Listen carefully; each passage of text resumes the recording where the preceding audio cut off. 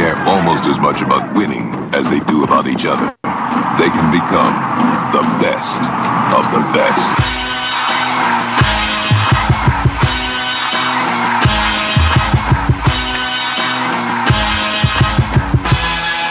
Welcome to the best soccer show. The best soccer show in the whole world. Here we go, boys and girls. We are live. It's the best soccer show, North American Soccer Network, NASN.TV, NASNradio.com, live, coming out of your smartphone, coming out of your car speakers, coming out of your headphones, coming out of every orifice of... Wait, this is going... coming out of your what? Coming out of something. Jason Davis. Straight out of Compton? Yeah, is that where we're coming from? I don't think so. Jared Dubois, Jason Davis, here with you Wednesday night, talking soccer as we always do. MLS, U.S. national team. There's ownership issues on the table. There's MLS Cup venue issues on the table. Those are just two of the topics we'll get to. FIFA 13 is out, Jared, and I want to talk a little bit about we've talked about this phenomenon before, right? The video game as the gateway drug to getting into soccer, right? And there's a good article on ESPN FC, as they're calling it now, about that phenomenon. We'll get into that. I think most importantly, though, we have to talk about how I've been vindicated about my opinion that Empire Records is a better movie than Can't Hardly Wait. And hold on. See, I think my position may be misstated a bit here. I think because I stood up for Can't Hardly Wait, people think that I think Can't Hardly Wait's the better movie. Here's the thing. Empire Records is the better movie. It's the more 90s movie if we were playing what's more 90s. But here's the thing. Yes. I enjoy watching Can't Hardly Wait more. Okay. Oh, see, but then that implies that you think it's a better movie. Personally, no, I think it's more entertaining and more rewatchable for me. I think it's a funnier movie. I think it's more.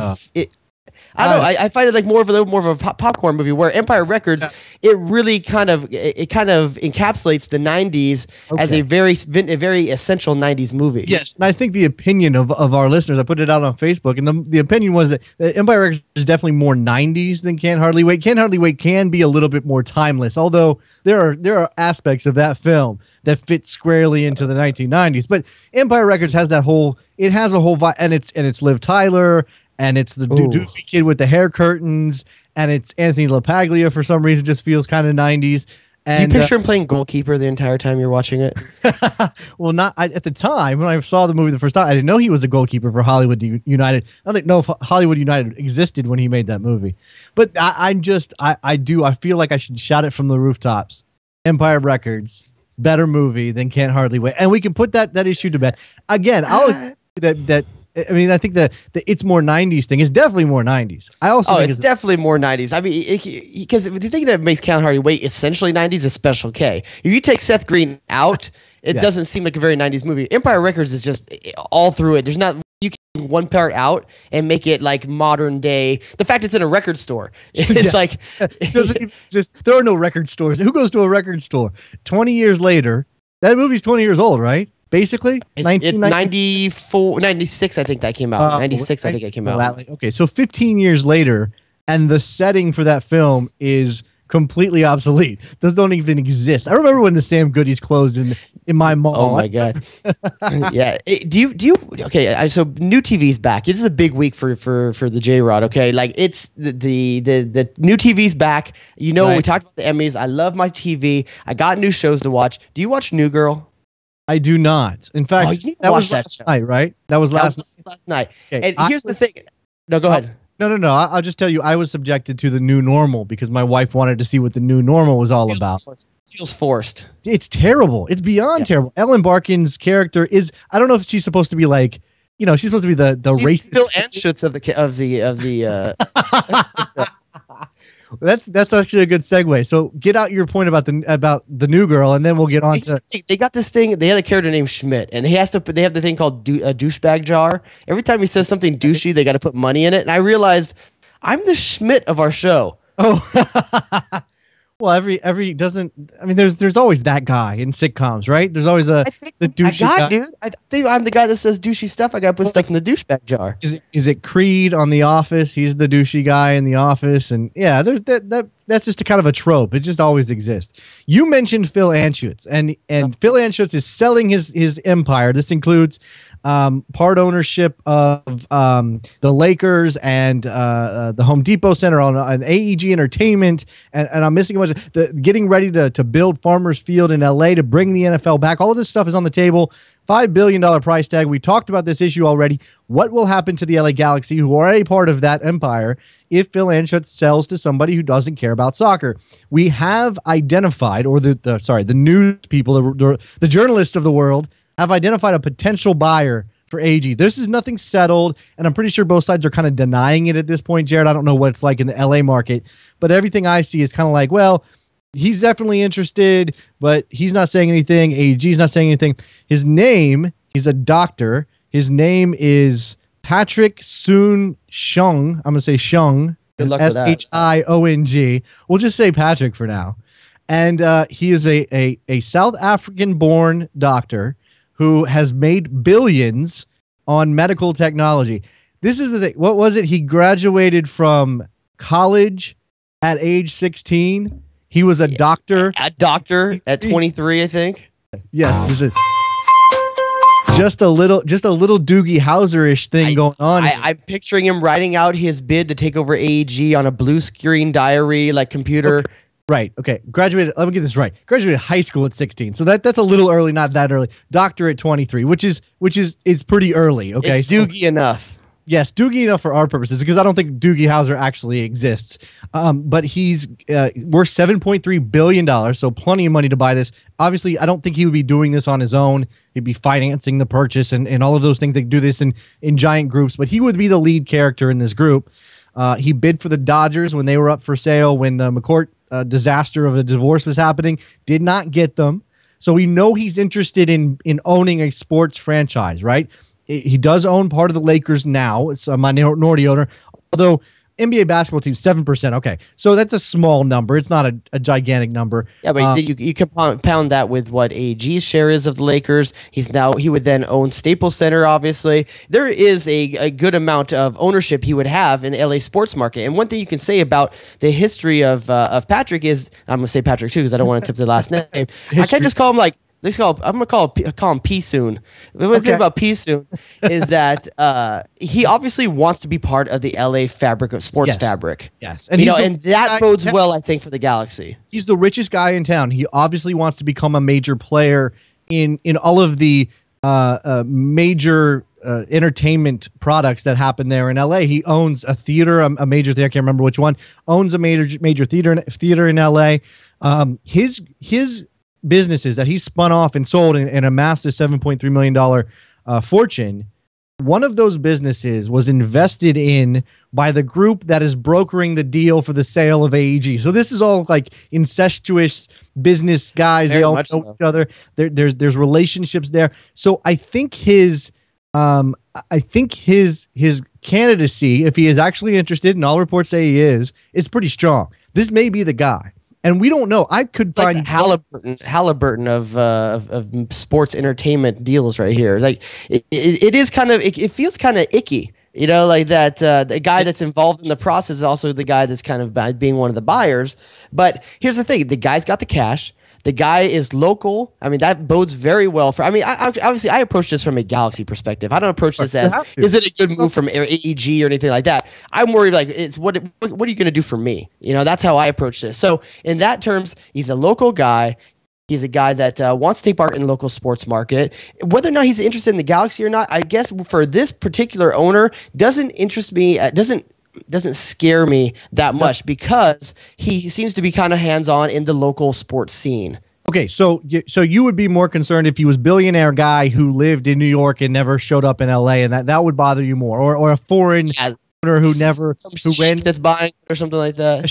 Right. Well, see, but that's Sheik would be good actually because Sheiks usually are interested in soccer. So the pros are obviously that he's got tons of cash, so he shouldn't be running out of money. So there should be some that will trickle down to the Galaxy, and out of the AEG portfolio, especially the sports side of things.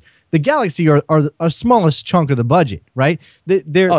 They spend some money on David Beckham and Landon Donovan, and Robbie Keane, but that's nothing compared to the Dodgers payroll or compared to what an NFL team's payroll would be. And I think that's the major key here. The carrot is that I think Patrick P. Soon wants to be an NFL owner, and he wants to be the guy that builds Farmers Field and brings the NFL back to LA.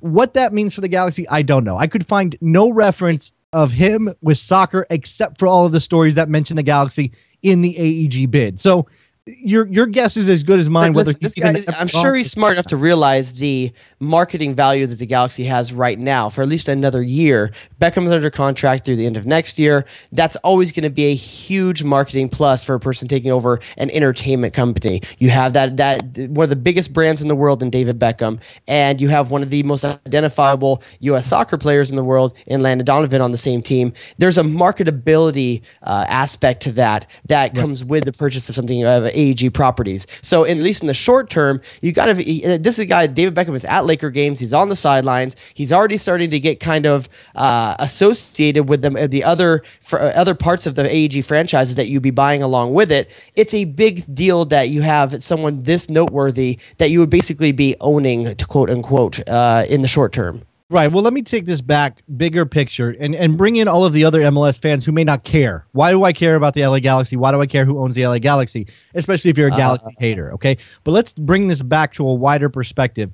MLS is dependent on the Galaxy in a lot of ways for the profile it has outside of this country, and even in this country with Beckham and Donovan and everything else, okay? So the concern, I think, would be that even if he's got tons of cash, if he's not that interested in the soccer side of things, that he ends up walking back the Galaxy from where they've grown, where they've gone under Anschutz and Leiweke to become the most recognizable American sports soccer team by a large margin everywhere in the world. The reason the Galaxy can go on tours of Australia and Southeast Asia at the end of an MLS season is because of what Anschutz and Leiweke have done and put into that team with signing Beckham and that kind of thing. So the question is, will Patrick Soon-Siong keep that momentum going? It's not necessarily, I think, that you're afraid he'll stop spending money or they won't be competitive. I don't think that's the issue at all. It's MLS. Everybody's competitive as long as you don't turn yourself into TFC or something. The issue is whether or not, from a larger league perspective, that momentum that AEG has created for the Galaxy continues on and helps pull MLS along with it, or pushes MLS, however you want to look at this analogy, because I do think that the Galaxy are a major engine of that. I got a question for you. This is an honest question, okay? Which do you think has more brand notability around the world? Los Angeles Lakers or Los Angeles Galaxy? Wow. At this moment, I mean, the Lakers are a legacy brand, and you have Magic Johnson. I know. I feel that. I know. I was that as an American. I know. I realized that. I think that right this moment, it depends on what part of the world we're talking about. But there are obviously parts of the world where basketball is big and everybody knows the Lakers. I think people know the Lakers brand. I still the Lakers, because I'm trying to talk myself into thinking, okay, well, at this moment in time, considering that they have Beckham and that exploded their profile and everything else, I still think it's probably the Lakers in pure numbers. But I think it's a lot closer than people might think, and partly because the NBA was not a big deal until the mid '80s, right? I mean, it's not like the Lakers have a giant head start on the Galaxy outside of this country. In this country, they've got a giant head start, and everybody knows the Lakers, and probably people go, oh, there's a soccer team in LA, but outside of the country, without that giant head start that the Lakers have, I think it's probably closer, but it's still the Lakers. I mean, I'm gonna say, even if it is the Lakers, I'm gonna say that there's more. It may have more to do currently with Paul Gasol than Kobe Bryant. Okay, I mean, I don't know if we're debating the popularity of the Lakers or why they're popular. I don't think that's the. I'm just saying, in terms of if you're going to buy a global brand like AEG, you need to know how global the brands within it are. And I'm just wondering, what is the most global brand underneath this umbrella that P Soon's going to have to kind of take into account? There's more headroom in the Galaxy brand building than there is in the Lakers. The Lakers are probably just about tapped out, okay? There's not much room to go up. With the Galaxy, the sky is the limit, and you can grow them much larger than they already are. All right, I think that's a good place to stop. Lots of ownership and brands and stuff. The best soccer show, North American Soccer Network, NASN.TV, NASNradio.com. Don't go anywhere, guys. Be right back.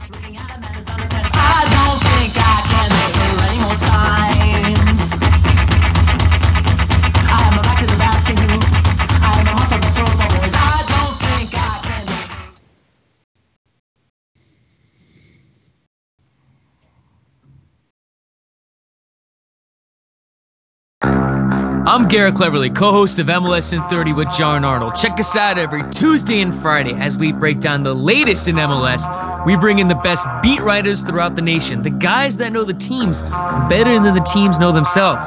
We also go over the best blank of the week and best blank of the weekends, and we break down the latest hot gossip, which is usually just typical MLS news. Check us out every Tuesday and Friday, only on NASN Radio. Now back to more NASN programming.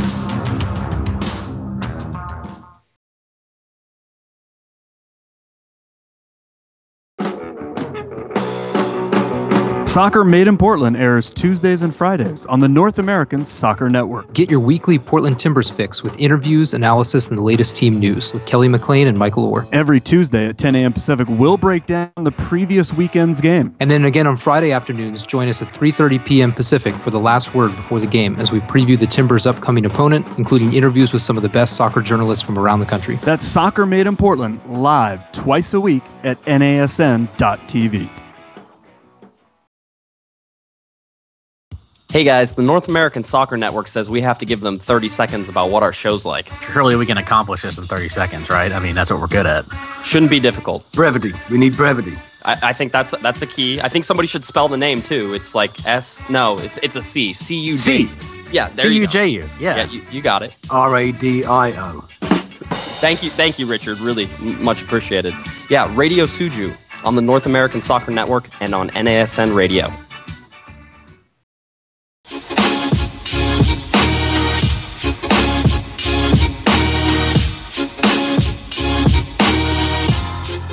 Jason Davis, Jared Dubois back on the Best Soccer Show on the North American Soccer Network, NASN.TV, NASNradio.com.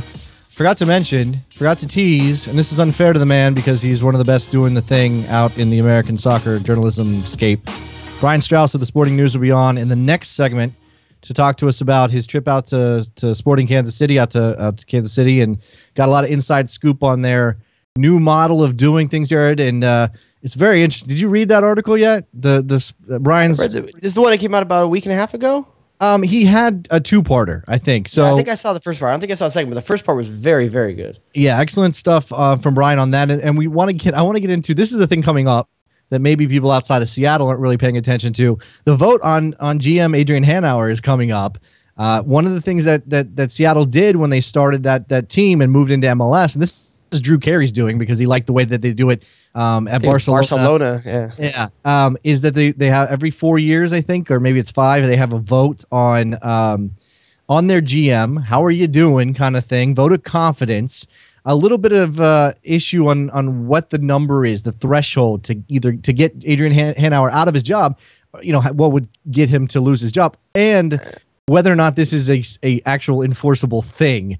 We're going to talk to Brian about that. I think eventually we figured out. Yeah, I think he spoke with Seattle today, actually, regarding this. Yeah, he went ahead and called. It wasn't necessarily about whether or not, it wasn't really about the number, like 50% plus one, which I think is actually the threshold. It was more about whether or not the language on their website, whether it made it. It's very abstract. It was very vague. It didn't make it sound like they would actually be changing GMs if he was given a vote. It kind of sounded like if they vote for it, it's kind of hey, we would urge you to do this. Not it's going to happen.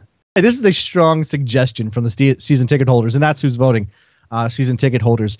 I mentioned this at the top of the show, Jared. And you and I have batted this idea around this concept, the idea that FIFA is a gateway to people getting into soccer, Americans getting into soccer who may not have ever been soccer fans before. And maybe we can get some feedback on this from the phone lines, which I haven't opened up yet, but I will now. 201-430-2378 is our phone number. If you're one of those people, and we've had some feedback when we talked about it, but this is in the news now because Roger Bennett, who's one of the guys from Men in Blazers, writes at ESPNFC.com, ESPNFC had a story related to that poll, Jared. Remember that poll that came out that said from Americans under 24 years old, professional soccer is the second most popular sport, which is just kind of mind-blowing stats that really kind of change the dynamic of how we're going to think about this sport going forward. But the second part of this discussion with this guy, Luker, I think is his name, was the FIFA thing. And Roger Bennett spent some time at Joe Scarborough's kids' apartment in New York, And is that called like, instead of Scarborough Country, is that one called like Scarborough Country Club or something? What does he call his house? No, I think it's Scarborough or Scarborough Country. I don't know. Estates? Whatever. It's a pad. I don't know. It's a bachelor pad. He made it. It was obviously a couple of guys living in New York. I'm sure they've got good job. He obviously got hooked up with a job. Come on, Joe Scarborough's kid got hooked up with a job, right? They went to the university. This is the interesting part for me. Went to the University of Alabama, and that's where they fell in love with FIFA. At Bama, the University of Alabama, which I don't think most people would think of as a hotbed for not only FIFA playing, which I think most college campuses are probably a hotbed for FIFA playing, which feeds into this, but that those people who played FIFA in college at the University of Alabama would then become soccer fans and transfer that over and suddenly decide, okay, now I'm going to watch a game. Now I'm going to pick a team. Now I'm going to actually turn, what is it? Because there are a lot of people that play video games that never connected to real life. And I don't just mean like the shooting games and the, the first person shooters and stuff. I'm talking about just sports games in general. Like, I'm sure there are a lot of people who play Madden who don't care about the NFL. Maybe they'll watch a game or something, but they're not really into it. But they'll play Madden. I don't know that there are. I think because NFL is such a big sport in this country anyway, I think the people that play Madden probably are NFL fans. But I would say the sales and popularity of FIFA is, I think, a out of shape with the amount of exposure soccer has in the country. Yeah. Okay. What do you mean? You mean that more I think Madden and NFL are more in line with the overall populace and awareness of football in the country than soccer. Okay. So Madden players are closer to 1-to-1 play and watch than FIFA is 1-to-1 play and watch. And I have nothing to back that up. That's just how I feel. No, it's a gut feeling. I'm sure I understand, and I'm sure there's a lot of people that. I bet you you're right. I bet you there are a lot of people who play FIFA and don't pay attention to what's going on with the English Premier League or Spain or MLS or anything. John Carlton's on the phone. What's up, John? Hey, boys. Hey. Didn't expect to get in this quickly. Okay. I had this pressing dilemma. I'm wondering, would the U.S. team be better with a central attacking midfielder? In the mold of a real creative midfielder who, or are we better off just having a flat four in the midfield? Like we have right now. You're shifting gears on us real quick, John. I have to re-engage my brain to think about the U.S. men's national team right now. Jared, do you want to take this? Should we have I say we combine the two and we put a creative midfielder in the center of the U.S. national team lineup in FIFA 13 and see what happens. No, right?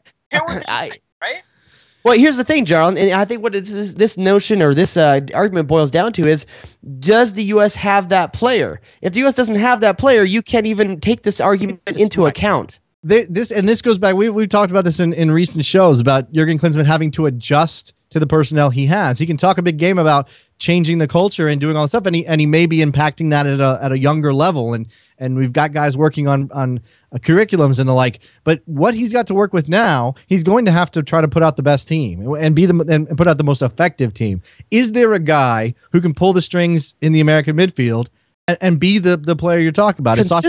Consistently is the key here, Jason, because people will say Jose Francisco Torres is that guy, but he's nowhere near consistent enough to do it. He's not that guy. Is he that guy, John? Are you even thinking about JFT in that kind of role? No, not at all. No, not at all. He's not. I don't think we have one in the pool. I don't think we have one going forward. It's a conundrum that I wanted to bring to you guys' attention because you have the pulse. And I just wanted to see if you thought it would be a good idea if somebody sprang up out of nowhere and was that player. Okay, I think we're Jared. Yes, is the easy answer? If the player showed up that could be that kind of game changer, you'd be foolish not to find a way to use them. But don't you think that paired with Michael Bradley, that would take the Americans to another level? That would give me a soccer Viagra. Okay, like that's honestly that's what I've been waiting for. That's what we need to know. Jared Dubois, Soccer Woody over there. Thanks, boys. Yeah, thanks for the call, John. It's a good question. I mean, I think it's one of those things like I think it's seriously kind of on FIFA 13. I don't know if this year you can use international teams or not. If you can use international teams, or if you can't, wait till the World Cup edition comes out, and then take the U.S. national team. Try to figure out some kind of trade where you put a Pirlo or whoever you want as your Riquelme or whoever you want to do. Put him in the center of the U.S. national team to see what happens. Right, because there's no Gold Cup expansion pack. There's a Euro expansion pack. There's no Gold Cup expansion pack. It's not even a Copa America one. I mean. No. You have to wait for the World. Again, if there's international teams involved, I'd love to play some. I mean, we're talking about FIFA and bring it back. Actually, when John was talking about that, he used the phrase central attacking midfielder. Right? Did that name for that position exist before FIFA popularized it, especially in the fans' mindset? Do you think coaches go around talking CAM position? CAM position. Do you think coaches went around talking about the central attacking midfielder? They probably just called it the number 10. They just called it their midfield, one of the pair of midfielders, or how many they're playing in the center, one of their pair of central midfielders. And if he happens to be a playmaker, if he happens to be an attacking player who's higher up the field, then so be it. But I don't think anybody was labeling that guy central attacking midfielder. And I going back to John's question, the issue for whether the only reason to say no to that if a classic, like if a perfect 10 just popped out of nowhere to show up and take the Americans to the next level, the only reason to say no to that is if you believe that the rest of the team cannot be the support system that he would need. The hard part is it's just so hard to have this conversation when there's no actualization of that player anywhere close in the system that's Jurgen Klinsmann wants this player so bad. Everything that he wants to do could be so much easier if he had this player, and he doesn't. And what you can see in the lineups he's trotting out for World Cup qualifiers, for the friendlies, shows that he doesn't have that player. Until Michael Bradley will be, I don't want to say wasted. He won't be wasted because he's an amazing player and the U.S. is going to get plenty out of him. But in a way, won't his talents be somewhat wasted if we are never able to find that complement for him in front of him? Will we ever find out how good Bradley could be, or how good the U.S. national team could be, if we don't find the counterpoint to Michael Bradley? The national team, probably not. But we may see it at Roma, or we may see it at his next club, wherever that may be. He's going to have his opportunity to play with guys that can be that perfect complement to him, or as close to it as they can get. So we're going to see, I think we'll see the best of Michael Bradley. But when he plays in the national team, when he's carrying more weight for the national team than he does for his club, it's going to change things. I mean, he's a great player. I'm assured of that. But that doesn't mean that you slot him into the U.S. men's national team lineup and all of a sudden they're 2 times better, or they're significantly better, because it's about everybody else as well, because Michael Bradley cannot do it all by himself. And the responsibilities, we saw this, the responsibilities that he's been given by Klinsmann are going to lean more towards, I mean, how do you even want to characterize the jobs he's been asked to do? Because the dirty work. Yeah, I mean, that's what he's best suited for. He may have other talents, but that's the thing. We may, I'm not overrating Michael Bradley's attacking talents. I think they're significant for a defensive-minded midfielder. Listen, but the best summation of Bradley, I think, could be in the single word: transitional. He is the transitional player of this team, from defense to offense. No one is more essential to that process than Michael Bradley. You know, it really is. And there's some tweets coming in based on our FIFA 13 talk we've been talking about. Some people may not be able to call in, but they're tweeting us on at Best Soccer Show. From Z is Binary, he says that he follows more foreign leagues because of FIFA. From Rux Deluxe, he says the game 2007 and on greatly helped me learn players, clubs, and tactics. All hail FIFA 13. So I think what maybe you kind of see here is that it broadens the scope of the average American soccer fan. It could do a couple of different things. If you're young enough or you haven't had the exposure and somebody says, hey, let's play some FIFA, and you sit down. I mean, obviously, I think we're at a point in this country where everybody's aware of big time soccer. They may not know every team, they may not know every competition, but if you walked down the street in any reasonably sized American city and asked people if they had heard of Manchester United, it's going to be 90% yes, right? Yeah. I mean, it depends on where you are, but it's going to be very significant. It's going to be a high number. It's not going to be 20% or 10%. Most people are going to have heard of the team. And if you say the Premier League, they may have heard of that. It's a natural extension. those people who are aware but have not gotten into it can use FIFA as a gateway, or people who know soccer, or people who have an MLS team that they care about, or whatever, use it as to augment their fandom, right? That's what you're talking about. You take it and you go, oh, you know what? I played a guy, he used Napoli. Now I'm going to go find out about Napoli. I'm going to go watch Napoli, or I'm going to find out what their players are like. Well, I'm going to learn about Cavani. I'm going to learn, these things happen because of this game. And I think that, so in a way, FIFA is not just entertainment, and it's not just a gateway. It's also it's probably the biggest educational mechanism we've got, right? I mean, what else is, except for flipping through your channels, and you're probably not going to get them all. And now you can't get half of them if you don't have the. Honestly, the unfortunate thing is the other biggest education mechanism out there is youth soccer, and youth soccer right now is broken. I mean, for a good portion, it's broken. If you go to your local AYSO fields, I mean, I don't think that there's any proper education. Well, not any. That's not fair. But I think the overall majority, it's being coached by parents who don't have a lot of background in the game, and that's unfortunate because the rest of the world are being taught by people that played the game. Well, I think that's the thing, and these things are going to start getting connected, because for a long time in the American soccer scene, youth soccer was not. It was very separated from big time professional soccer, and I'm not just talking about MLS. I'm talking about the Premier League and that kind of thing. I played a lot of soccer in the '80s, and I never watched any. It just either it wasn't on, or I didn't care. I just wanted to go run around and kick. Like 92, 93 for me. Right. And so I think that's the other step that's happening is kids as young as 5, 6, 7 are being exposed to big time soccer in addition to playing and learning on their U11 team or whatever. I mean, and then the game comes into that mix, and they all kind of meld together, and they're creating a cohesive soccer culture where we didn't have one before, where it was youth soccer is this thing and college soccer was this thing and MLS was this thing, and they were all just kind of spread out, and the fan bases were not connected, and there was no cohesive culture. And now we've got this. Before you get out, I know we're trying to get out the break right here. Before you get out, I think there's a big thing to be said that for latchkey kids like me that came home from school to an empty house and turned on the TV every day, instead of watching DuckTales, Chippendale Rescue Rangers, and Spin. What was the other one? Spin. Yeah, instead of watching that when I came home, there's Champions League reruns that just happened 2 hours beforehand that your kids can watch now if they're into that sport. I didn't have that. No, not at all. All right, let's take a break. When we come back, Brian Straus from the Sporting News talk about Sporting Kansas City and Seattle and MLS and U.S. Men's National Team if you want to. Don't go anywhere, guys. We'll be right back.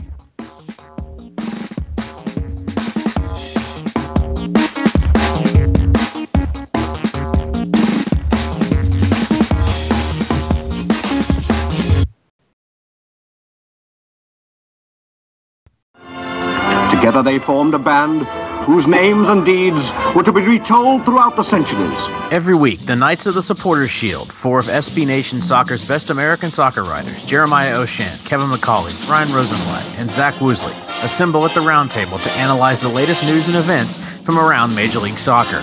It's informative, it's entertaining, it's biased demagoguery at its best. It's the Knights of the Supporters Shield, and it's only on the North American Soccer Network and NASN Radio.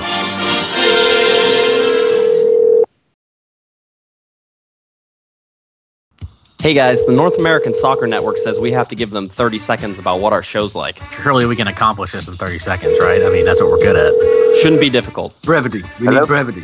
I think that's the key. I think somebody should spell the name too. It's like S. No, it's a C. C. Yeah, I forgot about this. Are you ready?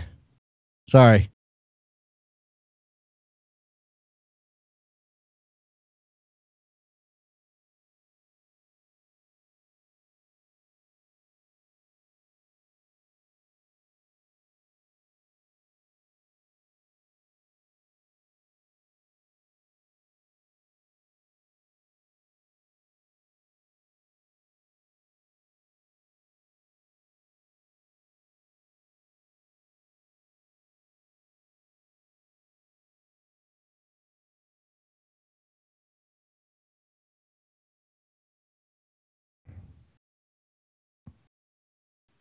All right, here we go.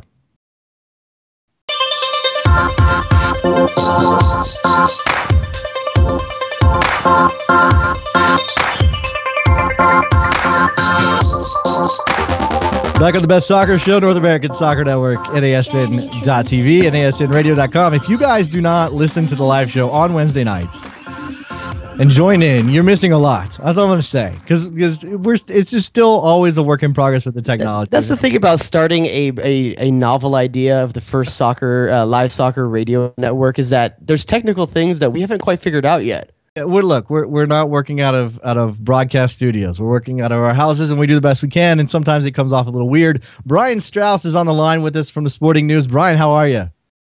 I'm good. Assuming we're not having technical difficulties right now. No. It was an issue with you can hear me. Okay. Yeah, we're hearing you loud and clear, and that's what's most important. It makes it seem kind of underground. You know, it's cool. Yes, sure. Let's go with that. We'll pretend it's that. So far underground. Brian, we brought you on. Let's start with your recent series of stories on Sporting Kansas City. I know I share your fascination. I know you went out there for the U.S. Open Cup final, and you visited with the Sporting Kansas City folks.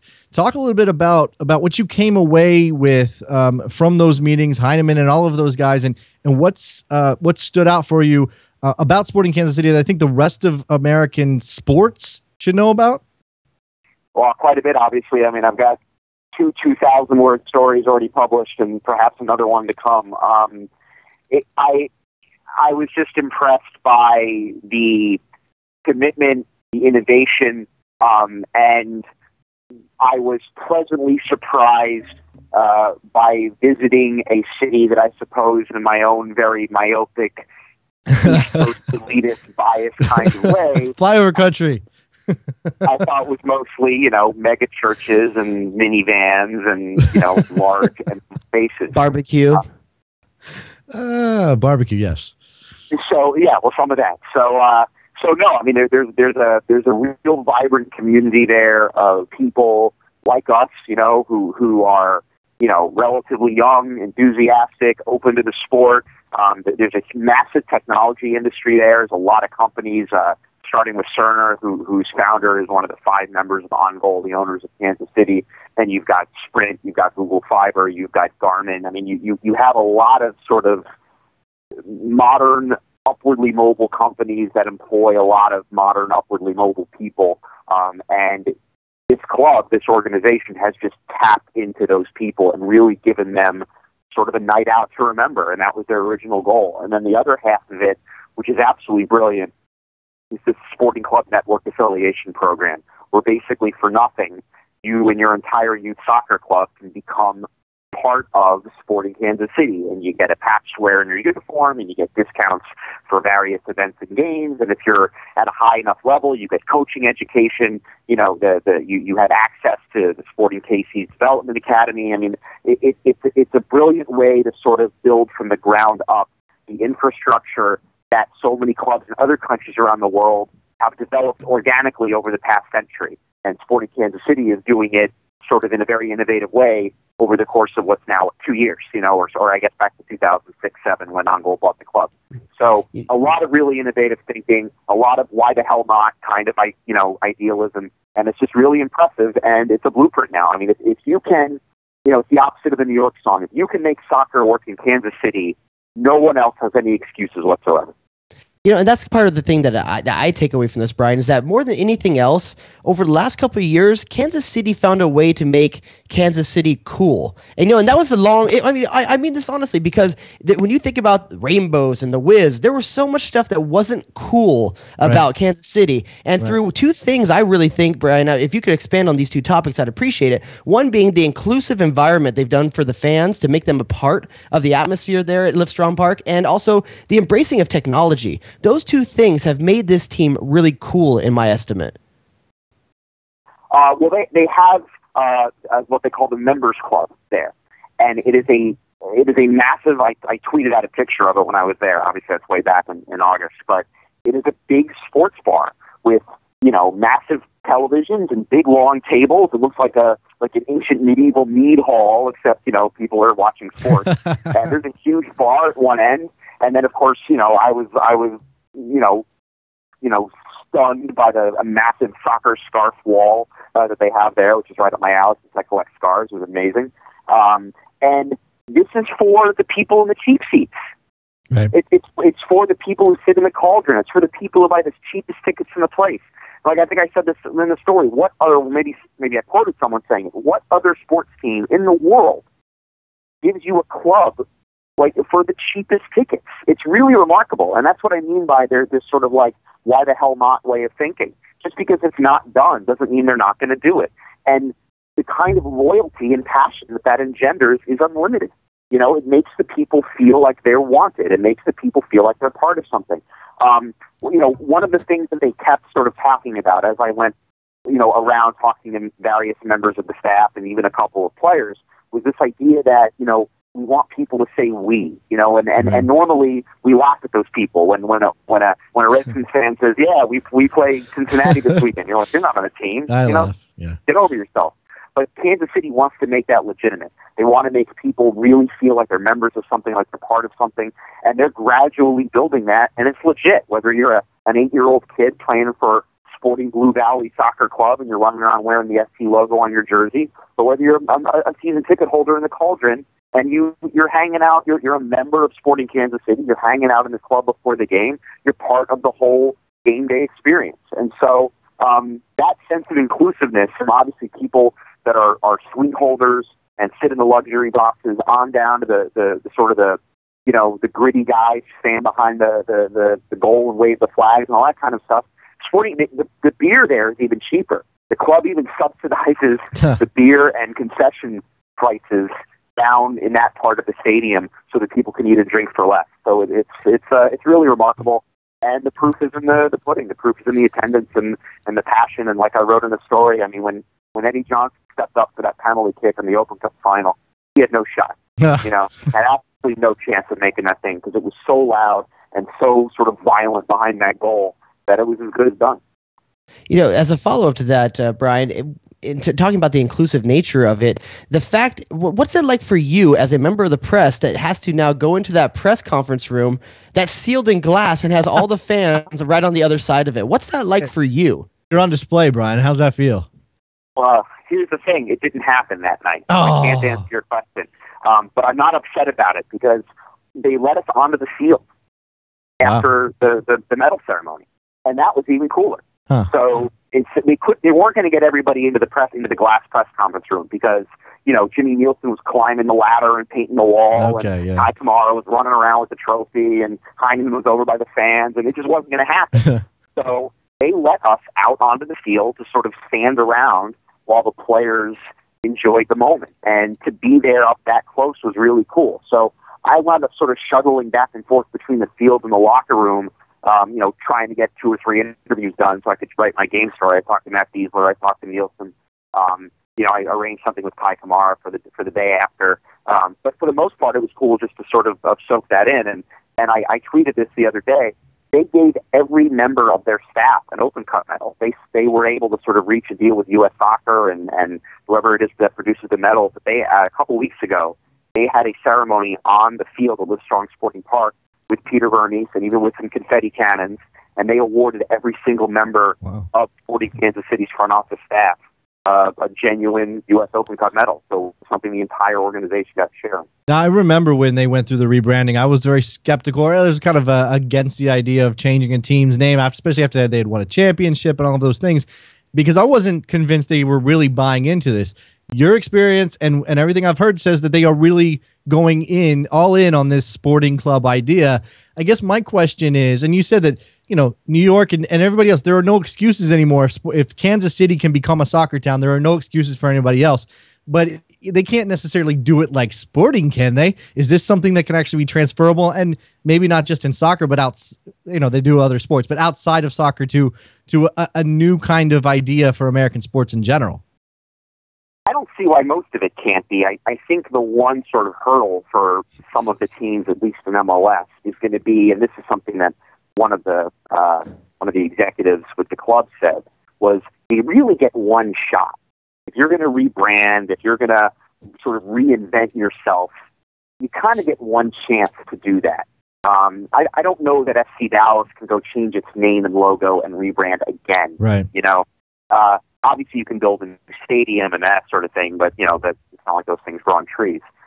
So I wonder if a lot of the clubs in MLS that we see having difficulties or issues have maybe, blown some of their wad already on the rebrand that they're not going to have another shot at. Yeah. I shared the skepticism. I mean, I thought it was another Europoser name. I was just, I couldn't get over the fact that, we continue to sort of worship at the altar of all things British, and I'm just so exhausted by all that nonsense. I as much as I love everything Real Salt Lake does, I will trash their name every single chance I get. And when Sporting rebranded, I wrote something to the effect of, I'm skeptical, but if they become what they say they are, right, I'm okay with it. Well, and what they say they are. The returns aren't completely. I mean, they're making a good start, and they've obviously improved their team massively, and they've got the new state. But I mean, this is a long project. I'm sure they would say the same thing. Now, speaking of kind of the populist idea in soccer, the other thing that's happening, Jared and I already touched on this a bit, and we wanted to talk to you about it because you and I had you were talking on Twitter about it earlier today. The Seattle vote for Adrian Hanauer's job. I know that there was some confusion. You had you tweeted out a screenshot of the actual verbiage on the website. None of it seemed clear. Can you definitively say that Adrian Hanauer could lose his job on October, whenever it is? Sorry, when is the vote? November 13th. There you go. That he could legitimately lose his job because of this vote? I can definitively say that he will no longer be the general manager as a result of this vote. He'll need new business cards.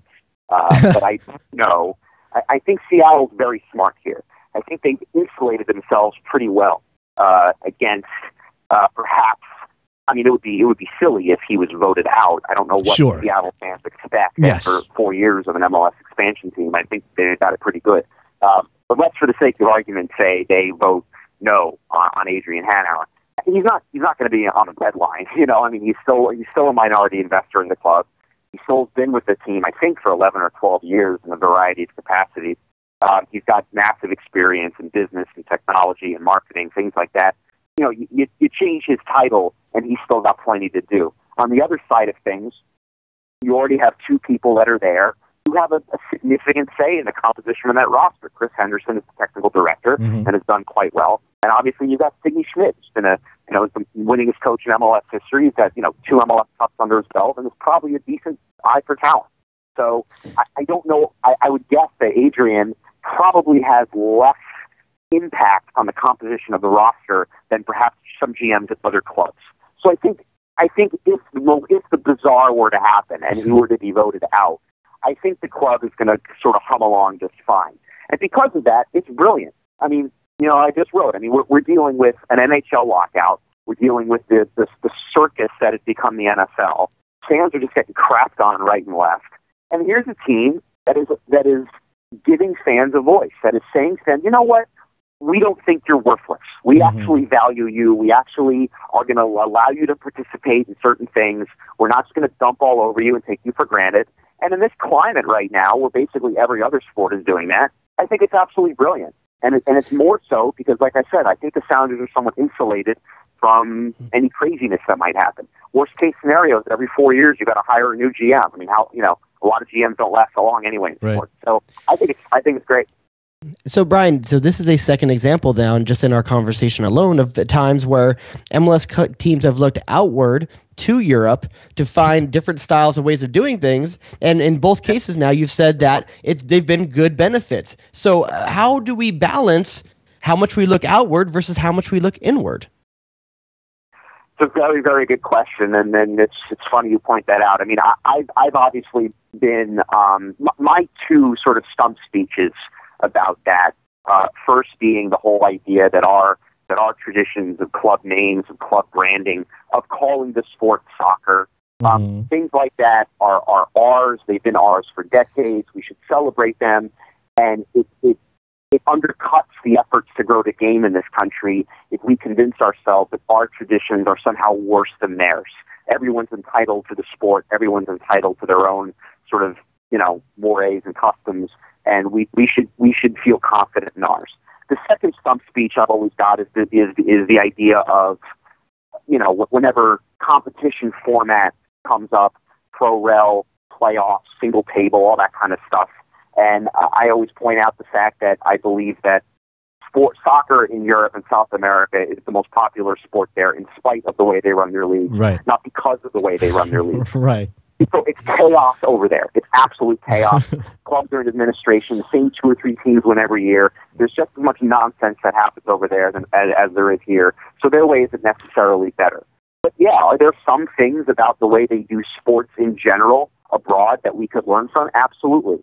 A good start is how much we sacrifice because of our insistence on certain amenities in stadiums. Now, granted, Livestrong Sporting Park has some nice amenities, but a lot of people in Europe and South America go to soccer games in order to watch soccer. They're not expected to be wined and dined and sit in cushy chairs and air-conditioned luxury suites.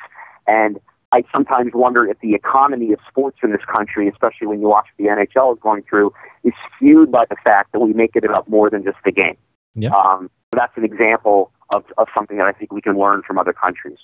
The voting that the Sounders are doing, Drew Carey said that's inspired by Barcelona. I guess Madrid has something similar.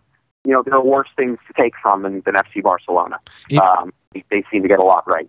So I guess it's you know when you see it, right? I mean, you have a sense of what's worth following and what isn't. We don't know until we try, and sometimes So you pick and choose, and sometimes you get it right. All right. So go to sportingnews.com and check out Brian's work on Sporting Kansas City and his continuing work on MLS, the U.S. men's national team, soccer in general. Thanks very much for your time, Brian. We appreciate it.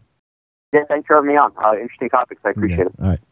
So let's take a break, and when we come back, I guess we'll get ready to wrap this one up. A couple of topics I didn't get to touch on yet, Jared. Yeah, MLS, is it going to be in San Jose? Best Soccer Show, North American Soccer Network, NASN.TV, NASNradio.com.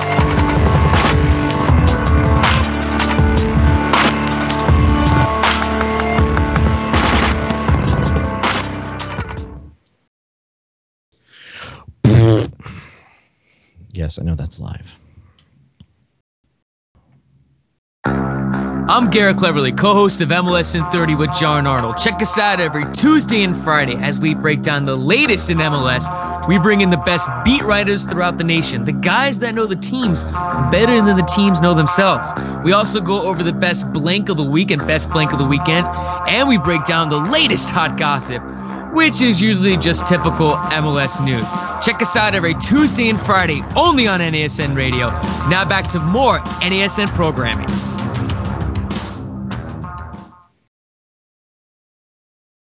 Hey guys, the North American Soccer Network says we have to give them 30 seconds about what our show's like. Surely we can accomplish this in 30 seconds, right? I mean, that's what we're good at. Shouldn't be difficult. Brevity. We need brevity. I think that's a key. I think somebody should spell the name too. It's like it's a C. C-U-J. Yeah, there you go. C-U-J-U. Yeah, you got it. R-A-D-I-O. Thank you, Richard. Really much appreciated. Yeah, Radio Suju on the North American Soccer Network and on NASN Radio.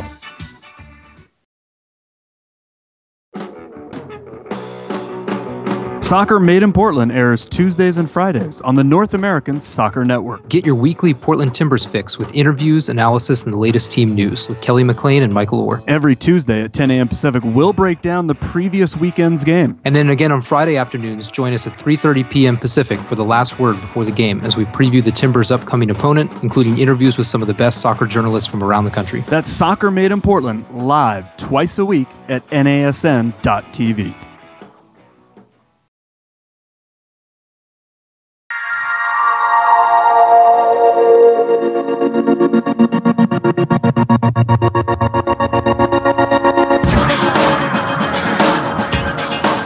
Jason and Jared back with you to close out this edition of the Best Soccer Show, live Wednesday night, as always. How did we not ask? We didn't ask Brian Straus if he liked Empire Records or Can't Hardly Wait more.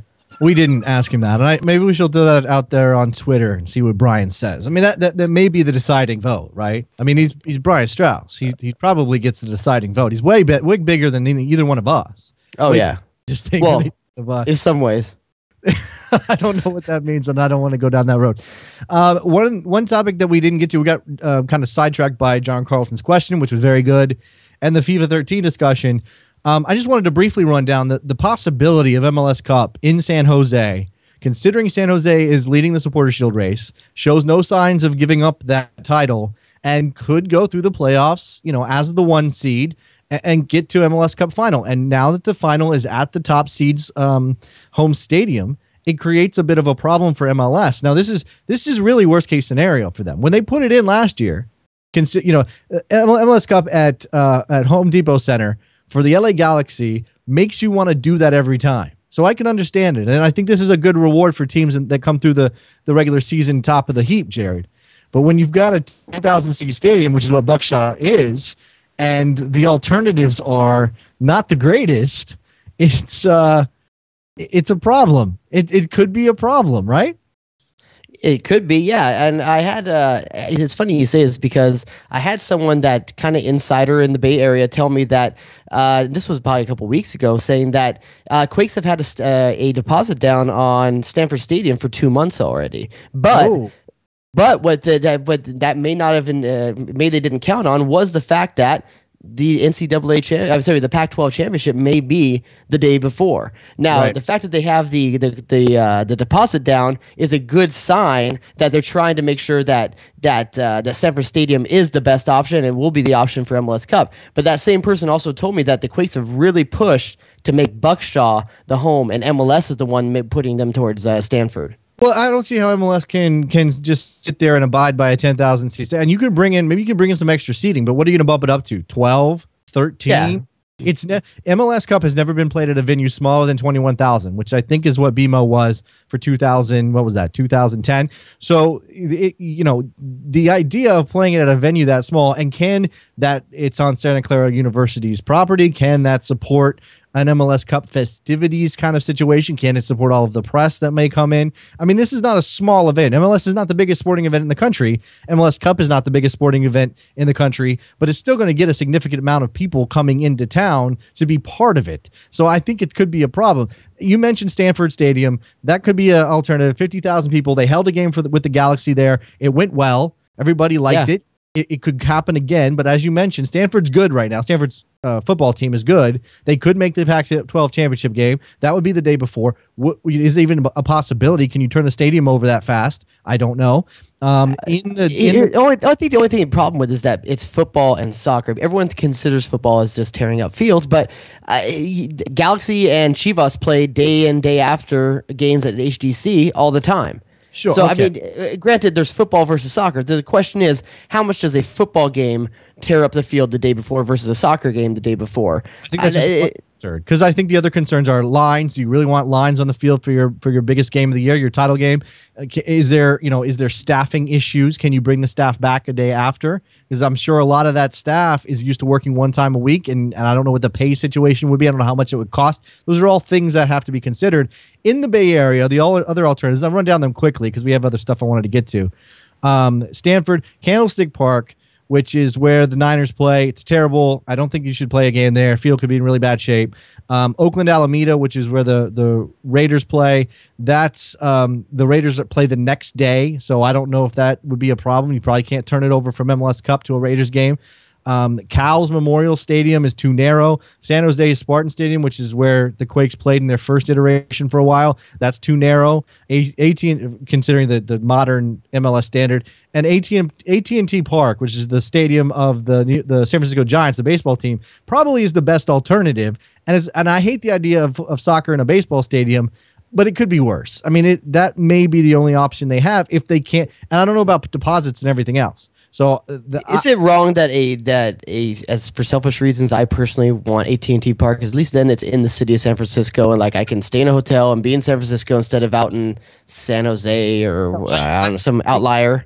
I think that actually is a legitimate concern. I mean, people will travel. If it's the Quakes in the championship game, they'll drive up from San Jose. That'll happen. So if you're talking about the support for all of the people coming in and press and everything else, I think that is a legitimate concern. And to have it in San Francisco would obviously be a help. So it's out there. It's very possible that the San Jose does not make the MLS Cup final. They could be knocked off in the semis or something. But it's just out there, and you have to consider. You have to think about it.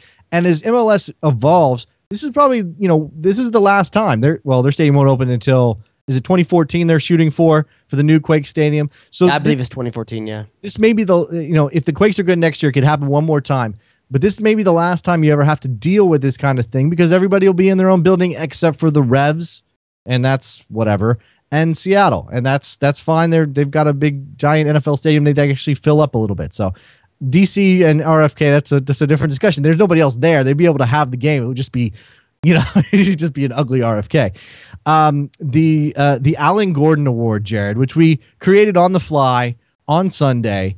I put it out there for some nominations. I had Eddie Johnson. Is Eddie Johnson a good candidate for the Alan Gordon? If Alan Gordon can't win it himself. Here's why Eddie Johnson to me isn't the right candidate for, because he's had success prior. Right. It needs to be someone just meteoric out of nowhere after having years and years of just decent, okay play. It just hits it big. Right. I think we need to find who's kind of a nondescript MLS forward who's been around for 5 or 6 years, never scored that many goals, still hangs on, still plays, that could become Alan. I'm not saying he's going to win it this year, but we just got to come up with a name. We got to come up with a guy who we can use as the perfect example. If Chad Barrett came back to MLS and then scored 15 goals next year, Chad Barrett wins the Alan Gordon Award, right? Yeah, maybe like a Patrick Nyarko. Okay. Well, yeah. Okay. Patrick Nyarko. Somewhere in there. What about Chad Barrett's a good example, though. Chad Barrett's a good example, but Gordon never left the league. No, true, but this Chad Barrett leaving the league. What is that? I don't even know what that is. And is he even playing? Is he actually getting along? From a Galaxy perspective, I'm stoked someone saw talent in him and took him away. Somebody mentioned Herculez Gomez, and if we were going to take it outside of MLS, I think Herculez Gomez is a perfect example. Once again, his 2005 was amazing. Okay. He had 1 year right. You're right. So this is more of a comeback player of the year situation, or comeback career for Herculez Gomez, because he was out in no man's land on the wing in midfield in bad places in MLS. All right, so it's out there. I think we'll continue to take nominations. There's got to be someone like Jason Gary. Okay, how many? Yeah, I guess Jason Gary kind of fits. You mean in terms of potential? Yeah, someone that's he's about 4 years. I think Jason Gary's probably been in the league somewhere right in there. Never amounted to much. Great college player, right? And if he just all of a sudden he changed teams and hit it big, Alan Gordon Award. Right. What about Ryan Johnson? Kind of always a potential, but never really exploded. Or did he have a good enough years in San Jose that you're going to eliminate him from consideration? I don't think so. I think he has potential for it as well. But here's the thing: Alan Gordon was never hyped. Ryan Johnson's been hyped. You're right. That's true. We were kind of on that Ryan Johnson bandwagon for a little while, and then it slowed down and broke down and went to the side of the road, and it's kind of puttering along up there in Toronto. And Toronto is such the wasteland, the Siberia of MLS at this point. Yes. That it makes it difficult. We'll come up with somebody else. So the Alan Gordon situation is out there. A couple of other notes. In CONCACAF Champions League play, and this is just something to think about for the next round of games, RSL now knows that they have to win 1-0 at home against Herediano or by 2 goals in order to win that group and advance. I think they have a decent shot at it. I mean, they're really good. They're good at home. It depends on how they're playing at that point in the season. I think that game's late October. So it's going to be, the playoffs are going to be around that mix, and it's going to make it difficult for them as they prepare. So that's out there. And TFC has to beat Santos Laguna in Mexico by multiple goals because they beat Aguila last night. A couple of goals. Terry Dunfield scored. A couple other people. First of all, I was surprised that they won 3-0. And so a lot of people hating on Paul Mariner, and this is one thing, and even Vinter too. I don't know if it's Mariner, I don't know if it's Vinter, but TFC can play internationally. I don't know why. They can play in the CCL. They're not going to be Santos in Mexico. That's not going to. I'm just saying right now, I'm not betting against TFC's magic. I don't know. There's something about them that's magic. If TFC goes to Mexico and beats a reigning Mexican champion, does that mean the world has to stop? That we have to get off and go find another planet to live on? Because I don't think I want to be here if that's happening. I don't know what that means. It's so out. It's so out of it. But you're the guy that said that U.S. would win Azteca. Okay, so you saying that they can't go in Santos Laguna and win makes me feel like I should have to say they can. You think my reverse jinx situation can possibly apply to Toronto FC going to Mexico to play Santos Laguna? You honestly think that's possible? I'm just saying weirder things have happened. Okay, sure. Michael Orozco Fiscal scored a winning goal in Azteca. Yes, this is true. Michael freaking Orozco Fiscal. That is very, my very world has to include everything now. And the Cosmos are coming back, Jared. I know you know this. I think we might have mentioned it briefly on the show before. They're going to play at Hofstra. It's out on Long Island. They say it's right in the heart of their traditional fan base. It's a cop-out, and it's not a cop-out. I would say, too, if I had to find a reason to make it work. It's a letdown. I mean, it's not nothing against Long Island necessarily as a potential for soccer fans to come out of, but I don't know that you want the Cosmos and that brand to be, playing it at Hofstra's football stadium just doesn't feel like we listen, Cosmos, and forgive the pun here, we're center of the soccer universe in America. There's nothing that's center about the soccer universe in Long Island. It doesn't. Look, it was always going to happen this way. There was no opportunity. There was no option in Manhattan. I don't know that there was really a viable option in Queens. It was going to have to be out on. I mean, we knew this was coming. This is official now. It's just kind of a letdown. And now you have to see how the Cosmos get along in NASL and whether they are legitimately, that group and that name are legitimately contenders for whatever MLS manages to figure out with the stadium in Queens, which is running up. The fact that MLS has registered 2 other names that could possibly be for New York franchises seems to speak that maybe the Cosmos aren't the teams that. Everybody hates them. Everybody hates them. Empire. I don't mind. Empire's not that bad. City FC is dumb. That is pretty dumb. City FC is horrible. You're not going to call a team. Empire FC is not that bad, and I'll give Aaron Staller credit. I love the Gotham kind of thing. I'd like to see him go with the Gotham kind of. Gotham is a nice thing. You should definitely mix in Gotham if you have a New York franchise. Why wouldn't you? And then you can, you can't use Batman, but you kind of evoke that Batman image. All right. And if you go Empire FC, you can do all sorts of cool Star Wars spin-offs. Yes, and which is the Empire FC launched the Star Wars Club Names hashtag, which I created I'm sure somebody have done that before, but I threw it out there and it got rolling. That was a pretty good one. Did you have any in there, or were you even paying attention? Oh, I had some. Death Star Belgrade is the best. That wasn't by me. A few different people came up with that, but that was probably one of the best. Mine was Sarlackrington. What's it? If you're having to struggle that hard, it wasn't that good. Sarlackrington Stanley was mine. Okay. Anyway, enough of that. It's time to go. Go to iTunes. Ratings and reviews help us out a lot. We are working diligently on all of the things out of our Indiegogo campaign as I smack my microphone. So please have some patience. We are working on that. That stuff's coming. I promise. You can get us on youtube.com/Best Soccer Show, Twitter, Best Soccer Show, Facebook.com/Best Soccer Show, email show@bestsoccershow.com. It's a lot of stuff to throw at you. Get out a notebook, write it down, commit it to memory, and then you'll always be able to interact with us. Anything else, Mr. Dubois? I think that's it. If you want to leave a voicemail, dial 201-430-2378. Leave us a message. Maybe we'll play it on the show. Yes, let's do that. All right, guys. See you later. Bye.